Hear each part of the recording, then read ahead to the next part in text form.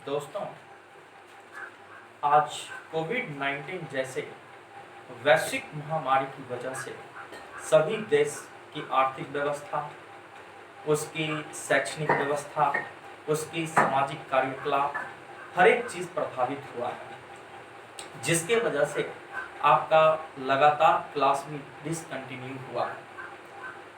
अतः इस स्थिति को समझते हुए सभी शिक्षकगण अपने अपने सब्जेक्ट का ऑनलाइन क्लास आप सभी के बीच दे रहे हैं, जिससे आपका शैक्षणिक कार्यक्रम आगे सतत रूप में बढ़ता रहे और आपका किसी प्रकार से क्लास अवरुद्ध न हो सके। मैं चंदन सर आप लोगों के बीच आज एक इम्पोर्टेंट क्लास यानी सॉल्यूशन चैप्टर लेकर के आया हूँ और यह मेरा पहला वीडियो लेक्चर है।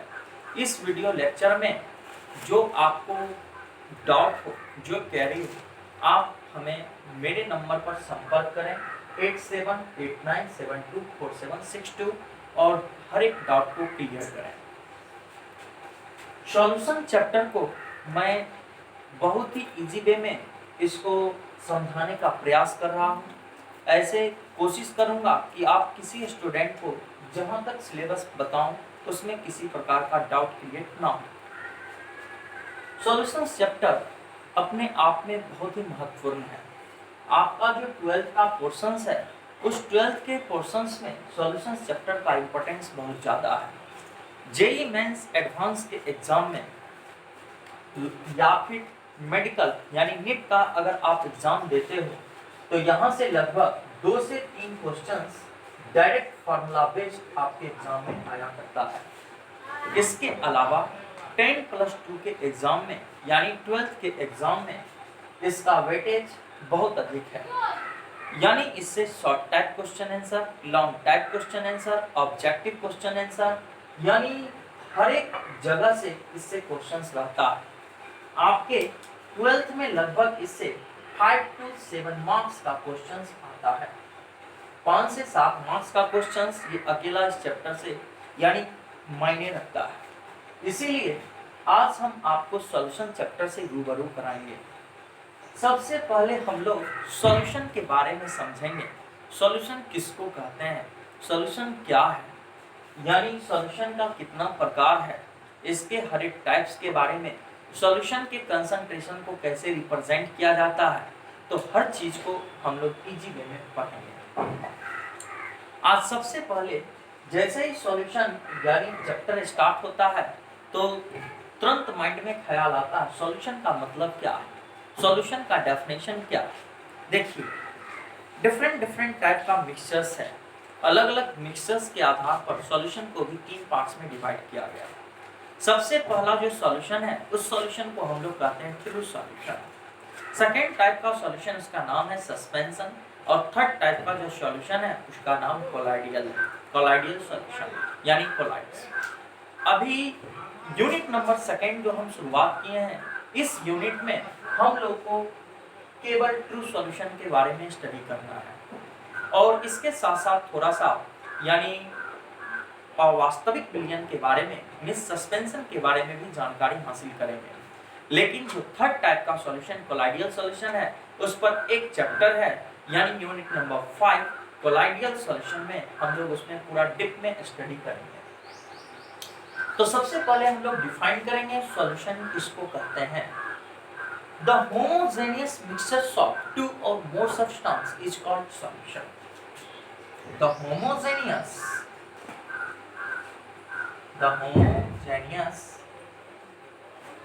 mixtures of 2 or more substance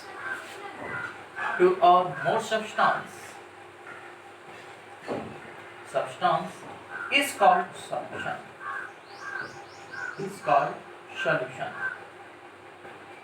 Means 2 या 2 से अधिक पदार्थों का समांगी मिश्रण विलयन कहलाता है, वास्तविक विलयन कहलाता है। वास्तविक विलयन का बेस्ट एग्जांपल आपको शरबत, यानी शरबत अगर आप देखें तो शरबत में 2 पदार्थ का या 2 से अधिक पदार्थ का भी मिश्रण हो सकता है, लेकिन यह मिक्सचर्स जो है यह होमोजेनियस मिक्सचर्स है, जैसे आपने सॉल्वेंट के रूप में वाटर को लिया, जो ज़्यादा अमाउंट्स में है वो वाटर है, और कम अमाउंट्स में उसमें आप चीनी को मिलाते हो। जब आप यानी वाटर के साथ चीनी को मिलाते हो तो चीनी का जो पार्टिकल्स है वह उसमें इतनी अच्छी तरह से डिसोसिएट हो जाता है कि उसके बाद वह आपके नग्न आंखों से दिखाई नहीं देता है, और ना ही आप इसे इजीली सेपरेट आउट कर सकते हो, इसे फिल्टर कर सकते हो। तो ऐसे सॉल्यूशंस को हम लोग ट्रू सॉल्यूशन यानी वास्तविक विलयन के नाम से जानते हैं। इसके बाद यानी जो सेकेंड टाइप का सॉल्यूशन जिसका नाम हमने आपको बताया सस्पेंशन, तो सस्पेंशन में एक्चुअली यानी दो या दो से अधिक पदार्थों का विस्मांगी मिश्रण को हम लोग यानी सस्पेंशन या अवास्तविक विलयन कहते हैं। The heterogeneous mixtures of two और more substance is called suspension, यानी दो या दो से अधिक पदार्थों का विस्मांगी मिश्रण ही क्या कहलाता है, यानी अवास्तविक विलयन कहलाता है। फॉर एग्जाम्पल, जैसे अगर आप वाटर में अगर सेंट पार्टिकल्स को डिसॉल्व करो तो सेंट पार्टिकल्स को डिसॉल्व करने जब उसको घुमाओगे यानी उसको स्टीरिंग करो, टेस्टिंग करने के बाद वो उसमें अच्छी तरह से मिल जाता है, लेकिन जैसे ही उसको फिर से सॉल्यूशंस को कुछ देर के लिए छोड़ दें तो सारा सेंट पार्टिकल्स एक जगह एग्रीगेट होता है। इसका मतलब यह एक अवास्तविक विलयन है। इसे आसानी से इसमें सॉल्यूट पार्टिकल्स को फिर से आप फिल्टर करके सेपरेट आउट कर सकते हो। तो ऐसे सॉल्यूशन को हम लोग विस्मांगी मिश्रण के नाम से जानते हैं। ऐसे पदार्थ की यानी उपस्थिति के आधार पर इसे अलग अलग पार्ट्स में डिवाइड किया गया। जैसे अगर आपने दो पदार्थ का सॉल्यूशन बनाया तो दो पदार्थ के सॉल्यूशन का नाम बाइनरी सॉल्यूशन होता है। अगर तीन पदार्थ का अगर आप मिक्सचर्स तैयार कर रहे हो तो इसको हम लोग टर्नरी सॉल्यूशन कहते हैं। अगर चार पदार्थ का मिश्रण आपने तैयार किया तो इसको हम लोग क्वाटर्नरी सॉल्यूशन कहते हैं। तो डिफरेंट यानी पदार्थों की उपस्थिति के आधार पर इसका डिफरेंट टाइप्स है। तो जैसे मैंने बताया दो प्रकार का पदार्थ तो बाइनरी, तीन पदार्थ का मिश्रण तो उसको हम लोग टर्नरी, और चार प्रकार का पदार्थ का मिश्रण है तो उसको क्वाटर्नरी। डिफरेंट पार्ट्स में इस प्रकार से हम इसको क्लासिफाई करते हैं। अभी जो हम आपको बताने वाले हैं सॉल्यूशन का इम्पोर्टेंट यानी दो कंपोनेंट है। एक यानी कंपोनेंट को कहते हैं सॉल्यूट और सेकेंड कंपोनेंट का नाम है सॉल्वेंट। मींस सॉल्यूशन का दो इंपॉर्टेंट कंपोनेंट, विलयन का दो इंपॉर्टेंट कंपोनेंट, एक का नाम सॉल्यूट और दूसरे का नाम है सॉल्वेंट। जिस प्रकार से हमने सॉल्यूशन के बारे में समझा, सिमिलरली उसी प्रकार से हम लोग सॉल्यूट और सॉल्वेंट के बारे में भी जानेंगे। सॉल्यूट किसको कहते हैं, सॉल्वेंट किसको कहते हैं। सॉल्यूशन में जिस पदार्थ की मात्रा कम हो यानी less amount of substance present in solution is called solute. विलयन में जिस पदार्थ की मात्रा कम हो जो लेस अमाउंट्स में मौजूद हो तो उसे हम लोग सॉल्यूट के नाम से जानते हैं, और जिस सब्सटेंस की मात्रा अधिक हो, मोर हो, उसको हम लोग सॉल्वेंट के नाम से जानते हैं। यानी कम मात्रा वाला पदार्थ सॉल्यूट और अधिक मात्रा वाला पदार्थ सॉल्वेंट के नाम से जाना जाता है। अब नेक्स्ट जो हम आपको बताने वाले हैं यानी types of solution. Types of solution ऐसे देखिए, on the basis of water, water के आधार पर अगर देखा जाए तो सॉल्यूशंस दो टाइप का होता है। एक सॉल्यूशन को हम लोग यानी नाम देते हैं एक्वस सॉल्यूशन और दूसरे का नाम है नॉन एक्वस सॉल्यूशन। यानी on the basis of water solutions are two types. Solution दो प्रकार के हैं। फर्स्ट का नाम एक्वस सॉल्यूशन और दूसरे का नाम है aqueous solution first, and second one is known as non-aqueous solution. Non-aqueous solution. अब एक्वस और नॉन एक्वस सॉल्यूशन में क्या डिफरेंस है। एक्वस सॉल्यूशन का मतलब है जिसमें सॉल्वेंट के रूप में वाटर को यूज किया जाता हो। अगर आपने सॉल्वेंट के रूप में वाटर लिया तो इसको नाम दिया गया aqueous solution. Solvent means water होना चाहिए। अगर आपने वाटर को छोड़कर कोई दूसरा सब्सटेंस यूज किया जैसे बेंजीन लिया, अल्कोहल लिया, ईथर लिया, तो ऐसे टाइप के सॉल्यूशन का नाम है नॉन एक्वस सॉल्यूशन। ऐसे सॉल्यूशन को कहते हैं नॉन एक्वस सॉल्यूशन। तो आपको बताया वाटर के आधार पर इसको 2 पार्ट्स में डिवाइड किया गया। फर्दर इसको फिजिकल स्टेट यानी सॉल्यूट और सॉल्वेंट सब्सटेंस के फिजिकल स्टेट के आधार पर फिर से सॉल्यूशन को यानी डिफरेंट पार्ट्स में डिवाइड किया गया। On the basis of physical state of solute and solvent solutions are further classified in various types. Such यानी एग्जांपल आपको बताते हैं solid solid, solid liquid, solid gas, solid liquid के बाद solid solid liquid, liquid solid, liquid liquid, liquid gas, gas liquid, gas solid और gas gas. तो different type का solution आपको अलग अलग सॉल्यूशंस के बारे में यानी यूनिट नंबर 5 में स्टडी करेंगे। कोलाइडल सॉल्यूशन में क्योंकि वहां पर हम लोग को पढ़ना है कि जब सॉलिड सॉलिड का मिक्सचर्स होता है तब कौन सा टाइप का कोलाइडल सॉल्यूशन बनता है, यानी जब लिक्विड सॉलिड का बनता है तब कौन सा कोलाइडल सॉल्यूशन होता है। तो हर एक के बारे में सेपरेटली स्टडी करेंगे। अभी हम फिलहाल आपको अब बताने वाले हैं टाइप्स ऑफ सॉल्यूशन। ऐसे तो सॉल्यूशंस का उसके नेचर के आधार पर बहुत सारे पार्ट्स में डिवाइड किया गया, यानी एसिडिक सॉल्यूशन, बेसिक सॉल्यूशन, यानी अलग अलग तो उसके नेचर के आधार पर डिफरेंट पार्ट्स है उसका। लेकिन जो एनसीईआरटी सिलेबस में है, जो इम्पोर्टेंट है हमारे सिलेबस का जो हिस्सा है, उसके अकॉर्डिंग हम आपको बताएंगे। अभी बेसिकली टाइप्स ऑफ सॉल्यूशन में 3 टाइप्स के सॉल्यूशन के बारे में बात करेंगे। सबसे जो फर्स्ट टाइप का सॉल्यूशन है उस सॉल्यूशन को यानी हम लोग सैचुरेटेड सॉल्यूशन, सेकेंड को कहते हैं अनसैचुरेटेड सॉल्यूशन और थर्ड को कहते हैं डाइल्यूटेड सॉल्यूशन। यानी तो सॉल्यूशन का 3 पार्ट के बारे में अलग अलग तीनों पार्ट के बारे में समझेंगे। सब इजी है, सिंपल है। देखिए types of solution, types of solution, विलयन के प्रकार। विलयन के प्रकार में सबसे पहला जो प्रकार है इसका नाम है, इसको हम लोग कहते हैं सैचुरेटेड सॉल्यूशन। इसका नाम है सैचुरेटेड सॉल्यूशन, संतृप्त विलयन। सेकेंड को नाम देते हैं अनसैचुरेटेड सॉल्यूशन, अनसैचुरेटेड सॉल्यूशन और थर्ड को कहते हैं डाइल्यूटेड सॉल्यूशन, डाइल्यूटेड सॉल्यूशन। जानेंगे संतृप्त विलयन क्या, सैचुरेटेड सॉल्यूशन किसको कहते हैं। वैसा सॉल्यूशन जिसमें और भी सॉल्यूट पदार्थ की मात्रा को ऐड नहीं किया जा सके उसे संतृप्त विलयन या सैचुरेटेड सॉल्यूशन कहते हैं। वैसा सॉल्यूशन जिसमें और भी अधिक मात्रा में सॉल्यूट पदार्थ को पहले जो सॉल्यूशंस था उसमें मिश्रित नहीं किया जा सके तो उसे संतृप्त विलयन कहा जाता है।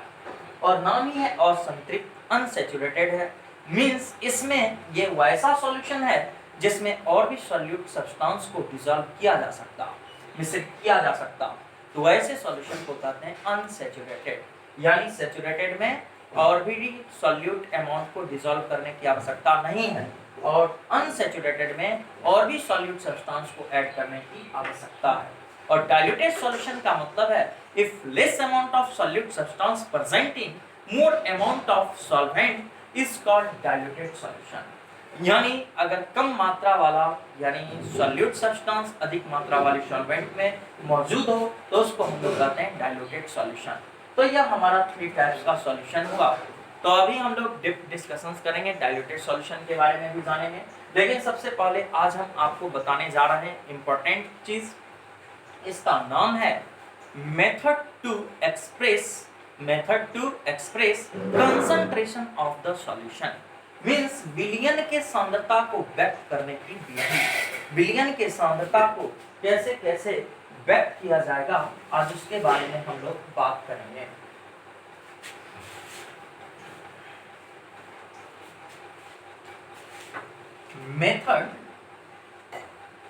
Method to express concentration method to express concentration of the solution, concentration of the solution means विलयन के सांद्रता को व्यक्त करने की विधि। विलयन की सांद्रता को अलग अलग तरीका से व्यक्त किया जाता है। यानी जैसे आप लोग यानी सॉल्यूशन का अगर आपको कंसंट्रेशन रिप्रेजेंट करना है तो इसका वेरियस मेथड है, जैसे मोलरिटी यानी मोलरता उसको कहते हैं, सेकंड का नाम है नॉर्मलिटी, थर्ड को कहते हैं मोललिटी, फोर्थ को कहते हैं फॉर्मलिटी, फिफ्थ को कहते हैं पार्ट्स पर मिलियन, सिक्स्थ को कहते हैं mole fraction, seventh percentage by mass, 8 percentage यानी 8 number percentage by volume and 9 percentage by mass volume. तो अलग अलग मेथड से सॉल्यूशन के कंसंट्रेशन को रिप्रेजेंट किया जाता है। यानी तो सबसे पहले हम लोग अलग अलग यानी पार्ट्स के बारे में पढ़ लेते हैं। फर्स्ट पार्ट इसका नाम है मोलरिटी, मोलरता। सेकेंड पार्ट का नाम है, इसको हम लोग कहते हैं नॉर्मलिटी, नॉर्मलता या सामान्यता। थर्ड का नाम है, इसको हम लोग कहते हैं मोललिटी, मोललता। Fourth is called formality, formalta. Fifth, parts per million, parts per million. Sixth, mole fraction, mole fraction. Seventh, percentage by mass, percentage by mass, द्रव्यमान प्रतिशत। अगले का नाम है परसेंटेज बाय वॉल्यूम, आयतन प्रतिशत। Ninth number percentage by mass volume, percentage by mass volume, द्रव्यमान आयतन प्रतिशत। तो ये डिफरेंट वे है। इस अलग अलग मेथड से हम लोग सॉल्यूशन के कंसंट्रेशन को रिप्रेजेंट करते हैं। तो first of all we are study about molarity of solution, यानी मींस सॉल्यूशन का मोलरिटी हम लोग कैसे कैलकुलेट करेंगे, आज इसके बारे में हम लोग स्टडी करते हैं।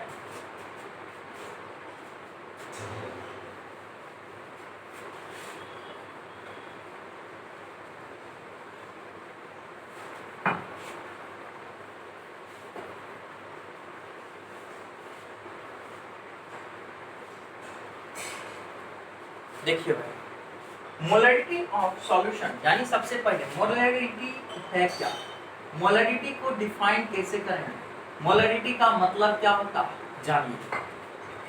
The numbers of gram moles of solute presenting per liter solution is called molarity of that solution. The number of gram moles of solute, gram moles of solute presenting per liter solution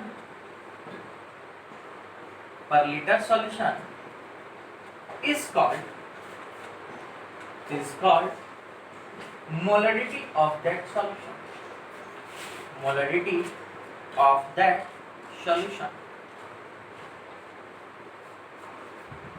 यानी प्रति litre billion में हर एक litre means प्रति litre का मतलब क्या, प्रत्येक एक लीटर में विलय पदार्थ सॉल्यूट सब्सटेंस का कितना ग्राम यानी ग्राम मोल्स उसमें उपस्थित है, उसकी ग्राम मोल्स के संख्या को ही हम लोग नाम देते हैं मोलरिटी, मोलरता।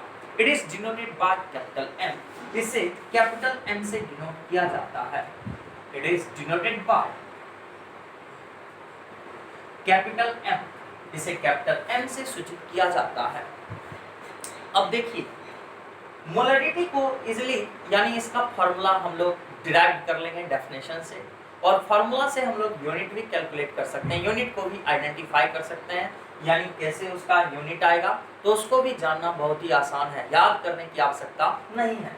तो सबसे पहले अच्छा से कॉन्सेप्ट से समझें, इसका डेफिनेशन जानें और डेफिनेशन से ही समझें कि कैसे यानी इसका फार्मूला आएगा, फार्मूला से यूनिट कैसे आएगा। हर चीज आप इजी वे में जानकारी प्राप्त कर सकते हैं। देखिए, मैंने आपको बताया कि मोलरिटी को कैपिटल एम से डिनोट करते हैं, तो कैपिटल एम ले लिया, यानी एम मींस मोलरिटी। अब हम क्या करेंगे, numbers of gram moles of solute, gram moles of solute, gram moles of solute divided by, यानी पर लीटर का बात किया गया तो यहाँ पर टर्म यानी डिवाइडेड आएगा, और डिवाइडेड बाय यानी पर लीटर का मतलब है वॉल्यूम का बात किया गया। जैसे लीटर आप समझ जाते हैं कि अगर केजी में अगर बात किया जाए तो वहाँ मास का बात समझते हैं। सिमिलरली अगर यहाँ लीटर अगर बात किया जाए तो तुरंत आपको वॉल्यूम समझना पड़ेगा। तो यहाँ पर लेते हैं volume of solution, note solvent, volume of solution, और ये हमेशा ध्यान में रखना, इसको लीटर में ही रखना है। देखिए, तो मोलरिटी क्या हो गया, number of gram moles of solute present in per litre solutions means volume of solution is called molarity. अब देखिए भाई, अब बच्चा यहाँ पर अक्सर स्टूडेंट कंफ्यूज करता है कि भाई ये number of gram moles of solute क्या है, इसको हम कैसे कैलकुलेट करेंगे। तो देखिए, इसको कैलकुलेट करना बहुत ही सिंपल चीज है। इसको हम आप बेसिक से इसको समझें। मोलरिटी इस टर्म को सिंप्लीफाई करते हैं। Number of gram moles of solute का मतलब क्या होता है, इसको कैसे कैलकुलेट करते हैं, यानी इसको डायरेक्ट लिखें given mass of solute, given mass of solute यानी विलय का दिया गया द्रव्यमान। इसको आप m मान लो, w मान लो, जो मानना वो कंसीडर कर लो। मैंने w माना। इसके बाद गिवन मास के बाद डिवाइडेड बाय कर दें मॉलिक्यूलर मास। ये मॉलिक्यूलर मास कहां से चला आया, इसके बारे में भी हम आपको थोड़ा सा बताएंगे। मॉलिक्यूलर मास मींस Wm, इसको आप मान सकते हो मॉलिक्यूलर मास ऑफ सॉल्यूट। ये बात याद रखना चाहिए, सॉल्यूट का ही मॉलिक्यूलर मास होगा, और डिवाइडेड बाय कर देंगे volume of solution, volume of solution means solution का वॉल्यूम लीटर में। अब आप देखिए, सबसे पहले ये मोल्स निकालने का तरीका क्या, कैसे नंबर ऑफ मोल्स कैलकुलेट करते हैं ऑफ सॉल्यूट का। देखिए, सबसे पहले मैंने आपको बोला, किसी स्टूडेंट को बोला कि भाई आप 5 ग्राम यूरिया लेकर के आना। 5 ग्राम यूरिया लाया तो मैंने उससे पूछा उसमें टोटल नंबर ऑफ मोल्स कितना है।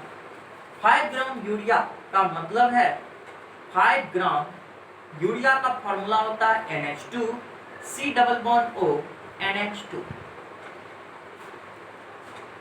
ये जो मैंने 5 ग्राम आपको बताया ये गिवन मास हुआ, ये दिया गया द्रव्यमान है, और मॉलिक्यूलर मास इस मॉलिक्यूलर फार्मूला से पता चलेगा। मॉलिक्यूलर फार्मूला से हम इजीली मॉलिक्यूलर मास कैलकुलेट कर सकते हैं। 5 ग्राम जैसे हुआ, ये आपको दिया गया द्रव्यमान, जो मैंने आपको द्रव्यमान देकर के मार्केट भेजा वह है दिया गया द्रव्यमान। तो 5 gram given mass, molecular mass calculate कर लें। आप सब जानते हो लगभग जितना एलिमेंट्स है, हर एक एलिमेंट्स का, हर एक यानी पदार्थ का, हर एक तत्व का, यानी जो एटॉमिक नंबर होता है उसी का 2 टाइम्स एटॉमिक, लगभग अप्रोक्सीमेट यानी 2 टाइम्स एटॉमिक मास होता है। तो नाइट्रोजन का एटॉमिक नंबर है 7, तो एटॉमिक मास 14 होगा। हाइड्रोजन का एटॉमिक नंबर 1, बट हाइड्रोजन यहाँ पर 2 है, तो 2 होने की वजह से यहाँ पर एटॉमिक यानी मास 2। कार्बन का atomic number 6, atomic mass 12। Oxygen का एटॉमिक नंबर 8, तो 16। फिर नाइट्रोजन का 7 एटॉमिक नंबर, एटॉमिक मास 14, और हाइड्रोजन का 2, यानी टोटल आ गया 16 ग्राम। ये आया molecular formula mass, molar mass. तो मॉलिक्यूलर फार्मूला से जो मास आया उसको नाम देते हैं मोलर मास। यानी ये डाटा ऑलरेडी आपको गिवन रहेगा, अदरवाइज आपको कुछ याद भी रखना पड़ सकता है। तो ये सिंपल है, बिल्कुल आप इजी वे में इसको कैलकुलेट कर सकते हैं। अब देखिए, अब अगर आपको m यानी मोलरिटी कैलकुलेट करना है तो डायरेक्ट आप लिख सकते हो W upon Wm multiplied by 1 upon volume. ये हमेशा लीटर में ही रखना। ये हो गया आपका डायरेक्ट फॉर्मूला। और अभी अभी मैंने आपको बताया नंबर ऑफ मोल्स कैलकुलेट करने का तरीका क्या है, given mass divided by molecular mass. ये क्या आया, मोल्स आया।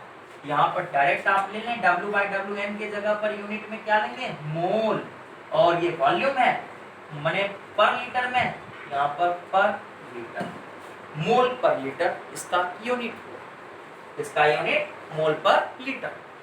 अब देखिए एक इंपॉर्टेंट कॉन्सेप्ट इसके बारे में याद रखना, क्योंकि यहाँ पर एक टर्म आता है वॉल्यूम। जब भी एक टर्म ये वॉल्यूम आया तो यहाँ पर आप समझना कि यह टेम्परेचर डिपेंडेंट यानी फंक्शन होगा। मीन्स जो मोलरिटी जो है यह टेम्परेचर पर डिपेंड करता है, ताप से यह अफेक्टेड यानी टेम्परेचर या प्रभावित, ताप के द्वारा प्रभावित होता है या करता है। तो इसको हम लोग कहते हैं कि यानी molarity depends on temperature. Molarity temperature से स्वतंत्र नहीं होता, यह टेम्परेचर पर निर्भर करता है।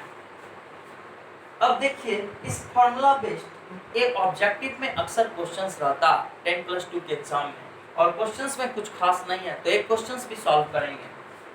क्वेश्चंस है इफ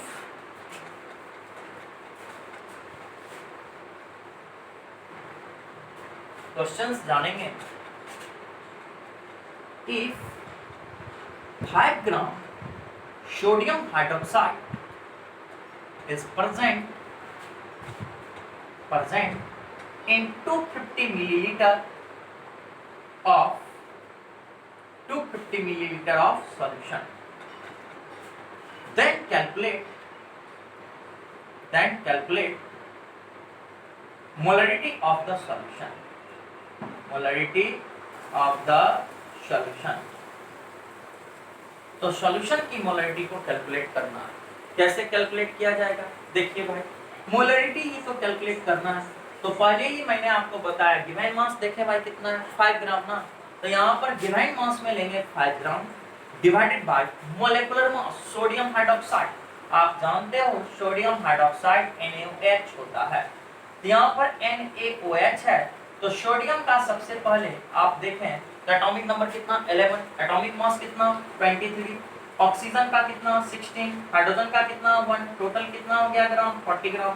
तो गिवन मास मैंने आपको कितना सोडियम हाइड्रोक्साइड का मास दिया 5 ग्राम, तो ये हो गया 5 gram given mass, divided by आप कर दो 40 ग्राम मल्टीप्लाइड बाय 1 अपॉन, यानी यहाँ पर 250 मिली है, मिली का माने 10⁻³ तो यानी 5 ग्राम डिवाइडेड बाय 40 ग्राम, और 10⁻³ प्लस में ऊपर जाएगा तो -3 प्लस में कन्वर्ट होगा तो 1000 ऊपर होगा, और डिवाइडेड बाय 250 यानी 4, यहाँ से हो गया 8, यानी वैल्यू आएगा 0.5, वैल्यू 0.5। लेकिन यूनिट नहीं छोड़ना, यूनिट को कंसीडर करना, यूनिट मोल पर लीटर, यानी 5 ग्राम डिवाइड बाय 40 ये है मोल और ये है यूनिट लीटर, तो इसका यूनिट हुआ मोल पर लीटर। Is it clear? अब हम आपको नेक्स्ट चीज जो अभी हम बताने वाले हैं, एक बिफोर डाइल्यूशन यानी और एक आफ्टर डाइल्यूशन का केस रहता है। तो बिफोर डाइल्यूशन और आफ्टर डाइल्यूशन में कैसे हम लोग मोलरिटी को कैलकुलेट करते हैं, यहाँ पर देखिए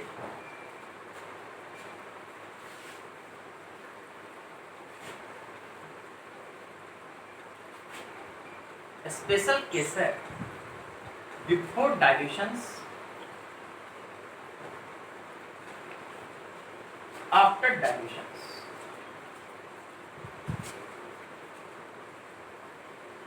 before dilution suppose that M1 यानी मोलरिटी है एंड वॉल्यूम V1 है, और आफ्टर डाइल्यूशन मोलरिटी M2 हुआ एंड वॉल्यूम V2 हुआ। इसमें इस पे डायरेक्ट क्वेश्चंस आता है, अगर आपको बिफोर डाइल्यूशन यानी suppose that molarity M1 given है, V1 भी आपको गिवन है, M2 गिवन है, V2 कैलकुलेट करना है। यानी जब आफ्टर डाइल्यूशन के बाद जो न्यू वॉल्यूम आएगा वह क्या होगा, तो इस डायरेक्ट फार्मूला से आप क्वेश्चंस को सॉल्व कर सकते हैं, इससे आपको क्वेश्चंस यानी सॉल्व करने में इजी रहेगा। या फिर आपको M1 बिफोर यानी बिफोर डाइल्यूशन के पहले जो मोलरिटी था वह M1 था और जो वॉल्यूम था वह V1 था, लेकिन यानी जब आफ्टर डाइल्यूशंस के बाद जब नेक्स्ट वॉल्यूम मिला हुआ V2 मिला, तो उस कंडीशंस में आपको कह सकता है कि मोलरिटी M2 क्या होगा। तो यानी 3 डाटा गिवन रहेगा, तो एक डाटा इजीली आप कैलकुलेट कर सकते हैं। आज यहीं पर वीडियो लेक्चर को समाप्त करते हैं। सेकेंड क्लास यानी देखने के लिए हमसे लगातार जुड़े रहें। Thank you.